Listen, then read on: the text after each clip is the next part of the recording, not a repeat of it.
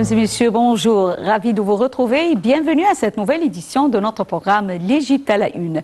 Et commençons l'édition d'aujourd'hui avec le président Abdel Fattah el-Sisi qui a assisté ce lundi aujourd'hui à la cérémonie de sortie de nouvelles promotions de l'Académie et des instituts militaires en coïncidence avec la commémoration de la victoire du 6 octobre.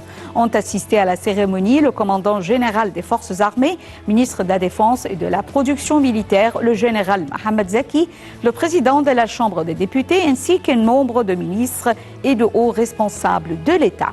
Mercredi dernier, le président el-Sisi a assisté à la cérémonie de sortie d'une nouvelle promotion de l'Académie de police au siège de l'Académie au Nouveau Caire.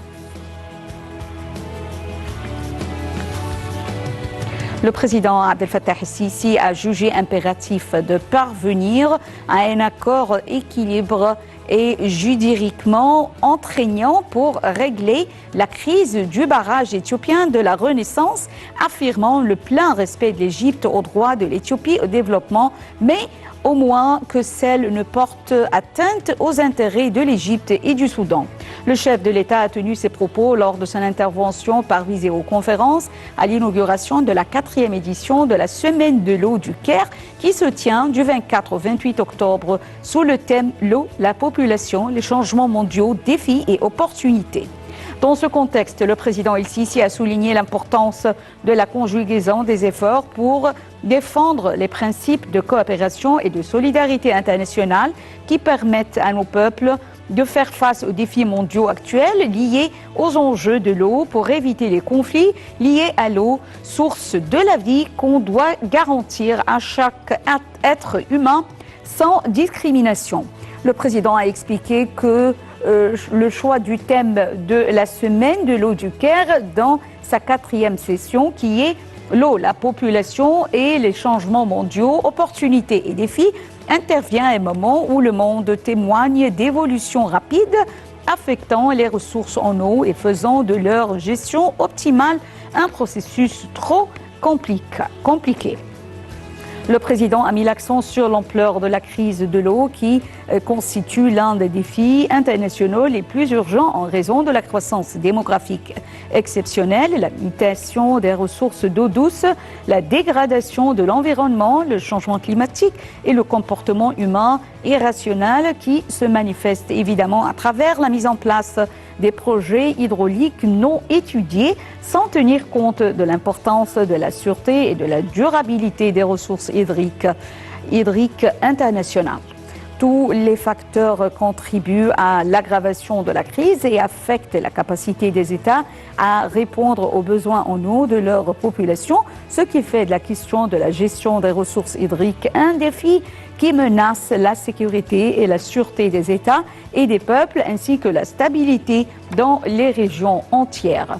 D'où d'impératifs a poursuivi le président de la coopération internationale et de l'action multilatérale, surtout celle de l'ONU, pour faire face aux grands défis de l'eau, en particulier ceux liés à la rareté de l'eau, et renforcer la coopération transfrontalière afin d'établir et construire des cadres complémentaires pour consolider la stabilité régionale sur la base des profits mutuels et d'intérêts communs.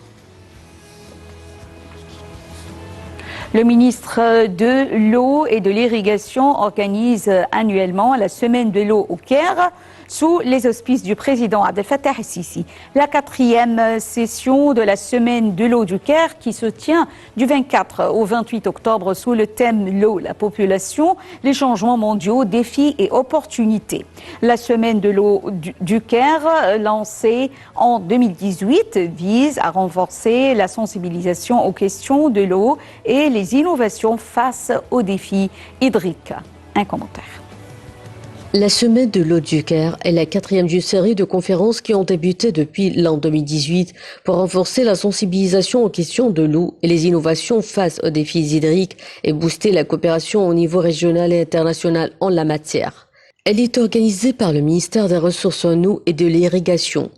Prévue du 24 au 28 octobre 2021 sous le parrainage du président Abdel Fattah el-Sisi, la 4e semaine de l'eau du Caire est tenue sous le thème de l'eau, la population et les changements mondiaux, défis et opportunités. Le ministre de l'eau et de l'irrigation, Mohamed Abdelati, a déclaré que la semaine de l'eau du Caire constitue une plateforme importante qui conforte la position de l'Égypte en tant que pôle régional pour la gestion intégrée de l'eau et le partage des connaissances.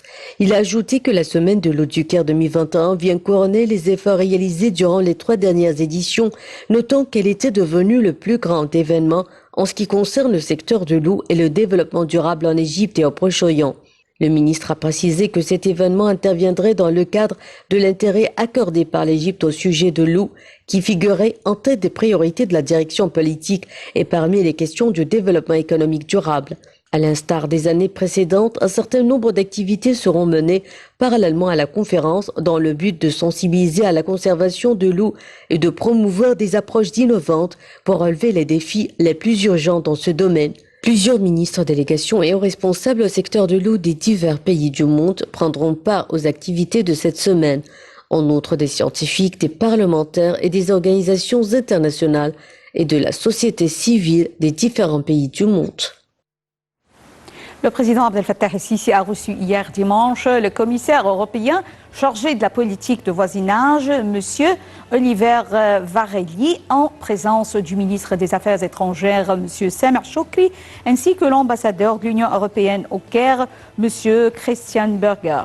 Le porte-parole de la présidence de la République a déclaré que le président s'est félicité de la visite du commissaire européen au Caire, exprimant l'aspiration de l'Égypte à développer les relations de coopération futures avec l'Union européenne en formulant une entente mutuelle entre les deux parties basée sur les leçons tirées des événements survenus dans la région au cours de la dernière décennie à la lumière de l'escalade des défis communs auxquels sont confrontés sur les deux rives de la Méditerranée.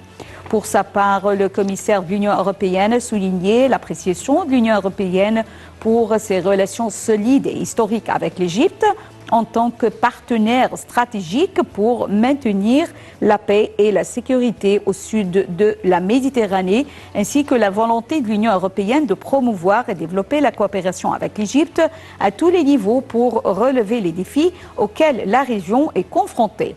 Il a à cet effet salué les efforts inlassables dans les domaines de la lutte contre le terrorisme, l'idéologie extrémiste et l'immigration clandestine. Le président Abdel Fattah el-Sisi a reçu samedi au palais d'El Ittihadiyya M. Edi Rama, Premier ministre de la République d'Albanie. Le porte-parole de la présidence de la République a déclaré que le président a salué les relations amicales et les liens historiques entre les deux pays amis, ainsi que l'aspiration de l'Égypte à élargir les perspectives de la coopération avec l'Albanie dans les divers domaines. Le président a également félicité l'Albanie d'avoir obtenu un siège non permanent au Conseil de sécurité de l'ONU au cours de la période de 2022 jusqu'à 2023, affirmant la convergence des visions des deux pays en ce qui concerne la plupart des questions régionales et internationales. Pour sa part, le Premier ministre albanais a exprimé l'aspiration de son pays à renforcer la coopération avec l'Égypte dans tous les domaines, surtout à la lumière des efforts inlassables d'Égypte pour maintenir la paix et la sécurité internationale. Il a souligné, à cet égard, il a salué le rôle axial de l'Égypte au niveau du Moyen-Orient et en Afrique et dans la Méditerranée. Un accord existe désormais entre l'Égypte, la Grèce et Chypre pour l'interconnexion de leurs réseaux électriques.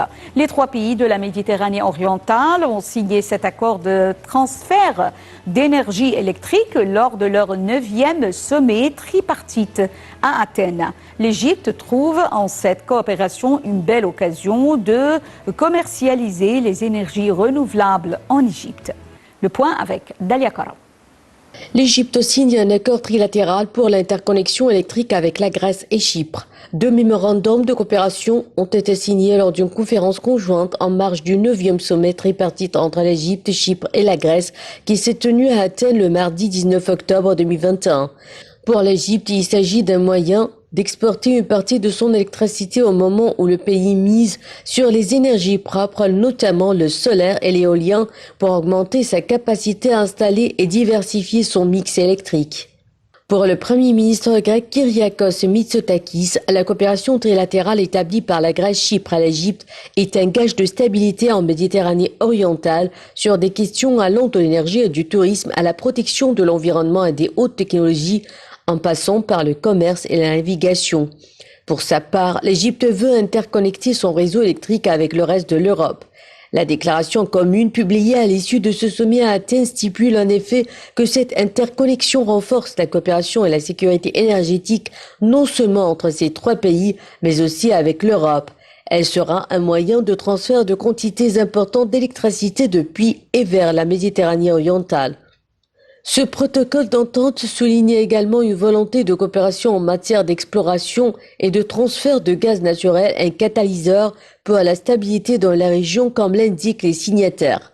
Le président Abdel Fattah al-Sisi a indiqué qu'il était crucial qu'ils s'efforçaient tous de profiter de cet élan pour donner une impulsion parallèle au projet de construction d'un gazoduc offshore destiné à transporter le gaz naturel du champ chypriote Aphrodite vers les deux stations de liquéfaction égyptiennes de Damiette et d'Etko. Pour le président al-Sisi, en ouvrant la voie à la fourniture éventuelle de gaz liquéfié de l'Égypte à la Grèce, ces mesures ouvrent la porte à l'approvisionnement des pays de la Méditerranée orientale et peut-être aussi des pays des Balkans occidentaux et de l'Europe centrale. Mais les infrastructures nécessaires seront conséquentes, car il faudra au moins 955 km de câbles sous-marins pour réaliser une liaison avec Chypre.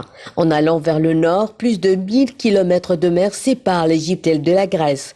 Un défi beaucoup plus important que les projets d'interconnexion déjà entamés par l'Égypte et d'autres pays dont le Soudan, la Libye, la Jordanie, l'Irak et récemment l'Arabie saoudite.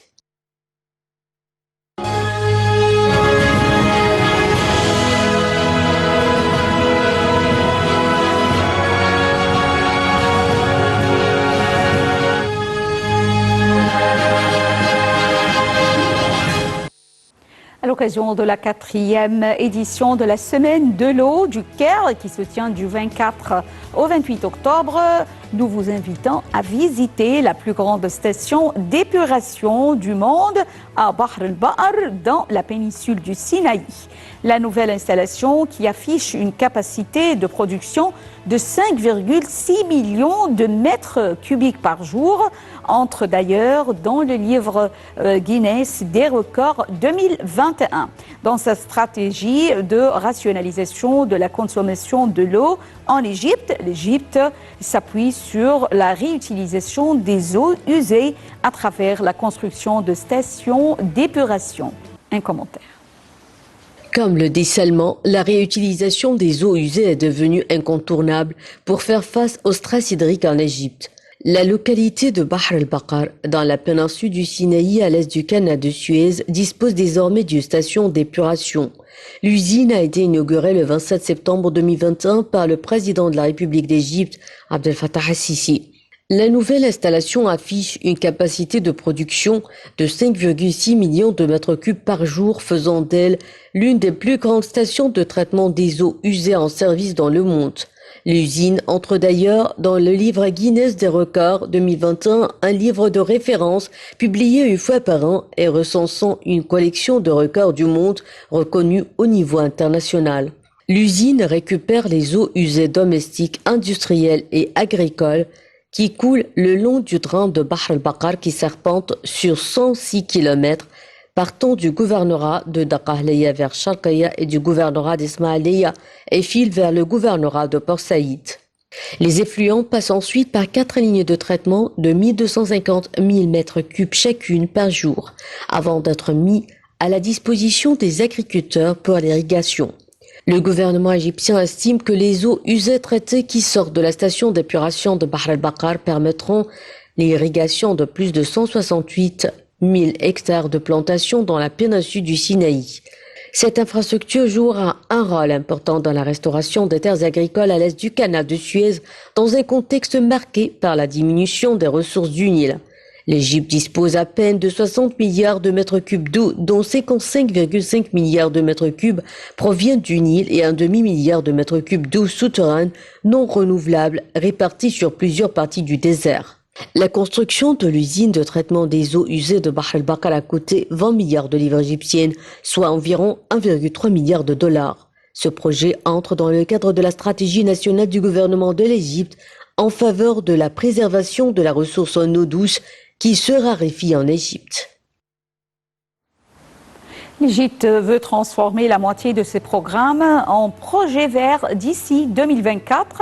C'est la ministre égyptienne de l'Environnement, Yasmine Fouad, qui a fait cette annonce lors de la conférence ministérielle de l'Union pour la Méditerranée au Caire, lundi 4 octobre. Le point avec Dalia Karam. Lors de la conférence ministérielle de l'Union pour la Méditerranée au Caire lundi 4 octobre, la ministre égyptienne de l'Environnement Yasmine Fouad a annoncé une mesure majeure. L'Égypte veut transformer la moitié de ses programmes en projets verts d'ici 2024.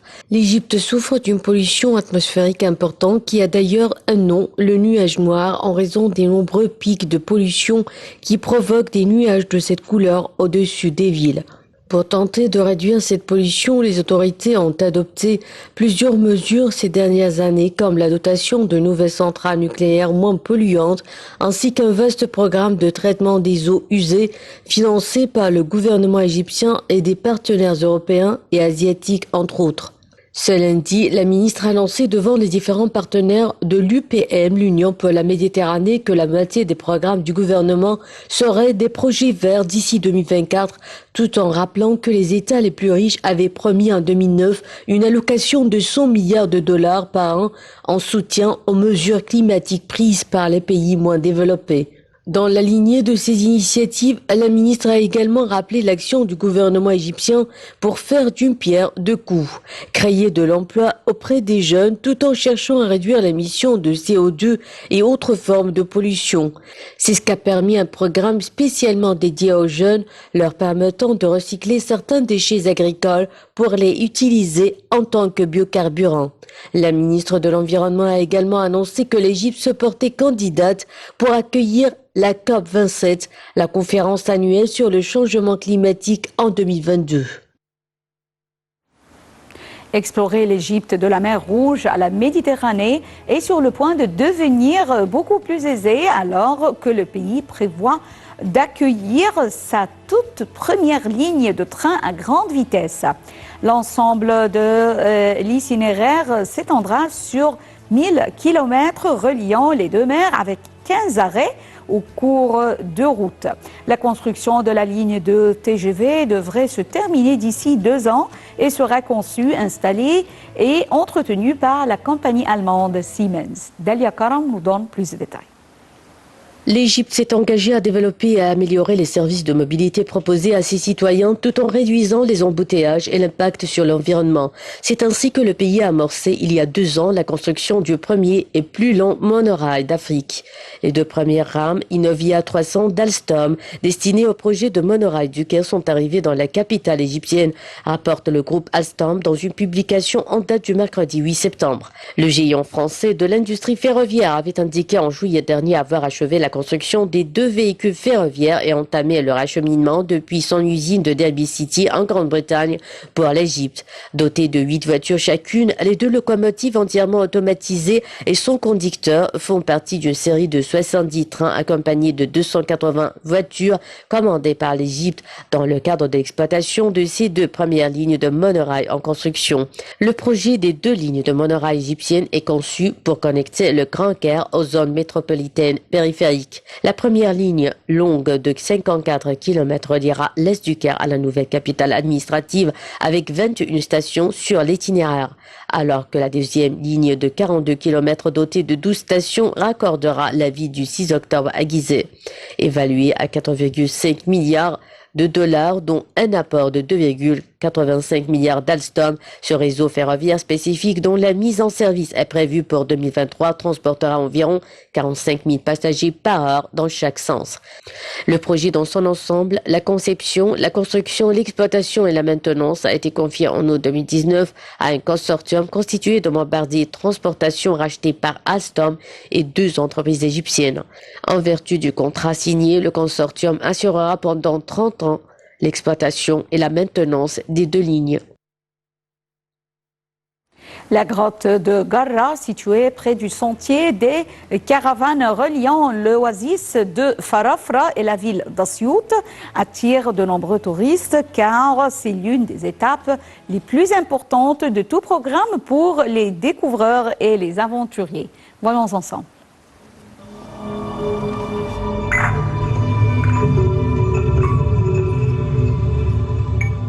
La grotte de Garra est située près du sentier des caravanes reliant l'oasis de Farafra et la ville d'Assiout.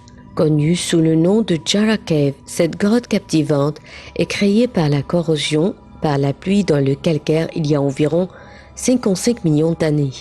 Elle a des roches scintillantes. L'eau a fait fondre le calcaire pour développer les superbes stalactites et stalagmites. Des artefacts et de l'art rupestre ont également été trouvés ici, ce qui prouve manifestement l'existence humaine à l'intérieur de la grotte à travers les époques préhistoriques, probablement à la fin de la période néolithique. La grotte de Garra attire de nombreux touristes, car c'est l'une des étapes les plus importantes de tout programme pour les découvreurs et les aventuriers. Elle a été découverte par un explorateur allemand et redécouverte à la fin du XXe siècle par un autre explorateur allemand. La grotte de Garra est l'une des grottes superbement captivantes d'Égypte. Près de 30 mètres de largeur et 8 mètres de hauteur, elle comprend diverses formations d'animaux qui ont été sculptées sur ces rochers. Les fouilles suggèrent que la zone, qui est maintenant un désert, était habitée auparavant. Les gravures datent de l'âge néolithique, commençant environ 1200 avant Jésus-Christ dans certaines parties du Moyen-Orient. Les formations rocheuses en forme de glaçons de la grotte, produites par la précipitation de minéraux à partir de l'eau qui la traverse, et ces stalagmites offrent aux visiteurs un riche travail de la nature à contempler, et aux chercheurs un matériau merveilleux à étudier, comme le déclarent les archéologues. Ces derniers assurent que la grotte de Garra est sans égale par rapport aux normes archéologiques régionales.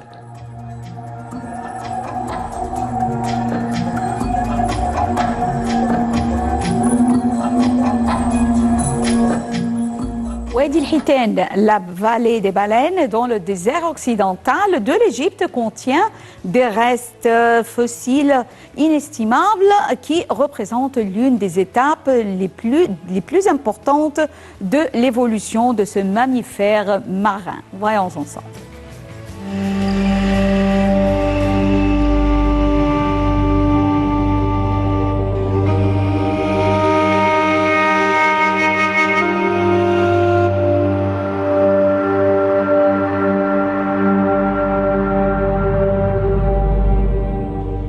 Wadi el-Hitan, la vallée des baleines dans le désert occidental de l'Égypte, contient des restes fossiles inestimables de plus anciens et maintenant éteints, ordre des baleines Archaeoceti. Ces fossiles représentent une des étapes les plus importantes de l'évolution, les débuts de la baleine en tant que mammifère marin après avoir été mammifère terrestre. C'est le plus grand site du monde témoignant de cette époque de l'évolution. Il montre très clairement l'aspect et la vie de ces baleines pendant leur transition. Le nombre, la concentration et la qualité de ces fossiles sont uniques, tout comme leur accessibilité et leur présence dans un paysage attrayant et protégé. Les fossiles d'El-Hitan montrent des jeunes archéocètes dans les dernières étapes de la perte de leurs membres postérieurs. D'autres fossiles présents sur le site permettent la reconstruction de l'environnement et des conditions écologiques de cette époque.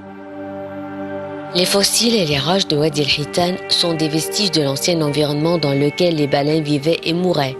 Le long du parcours, vous pouvez découvrir des fossiles, de nombreuses pièces qui existaient il y a 40 à 42 millions d'années et apprendre comment les baleines de Wadi el-Hitan ont contribué à la compréhension de l'évolution des baleines.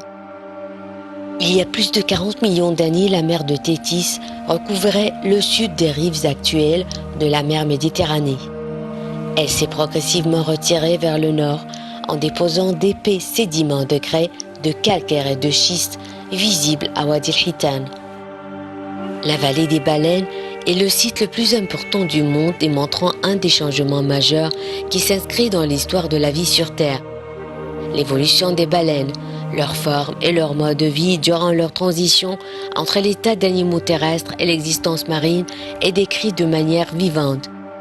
Le site a des valeurs qui dépassent celles de sites comparables du point de vue du nombre, de la concentration et de la qualité de ces fossiles, ainsi que de leur accessibilité et de leur emplacement dans un beau paysage protégé.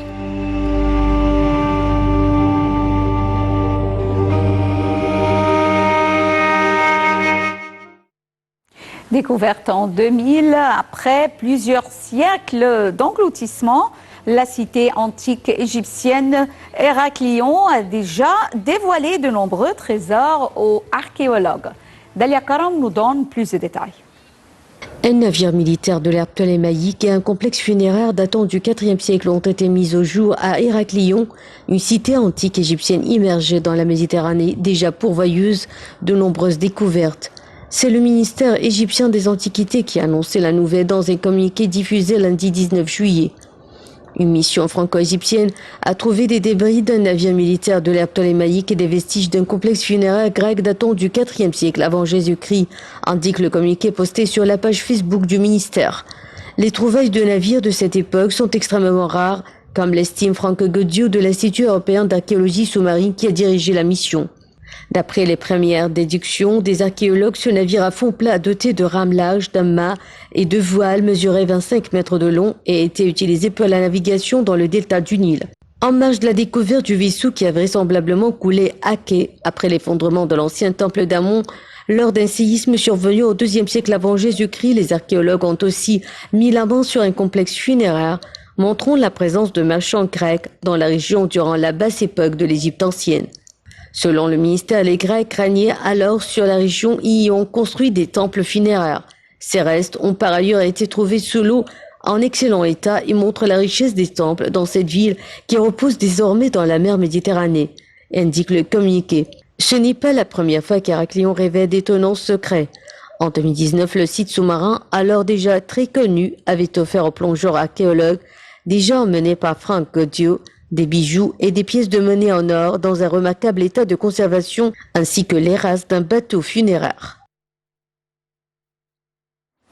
Mesdames et messieurs, fin de cette édition de notre programme L'Égypte à la une et également fin de la transmission en langue française qui reprend à 18h locale. Merci pour votre fidélité à Nile TV International et bonne journée. Au revoir.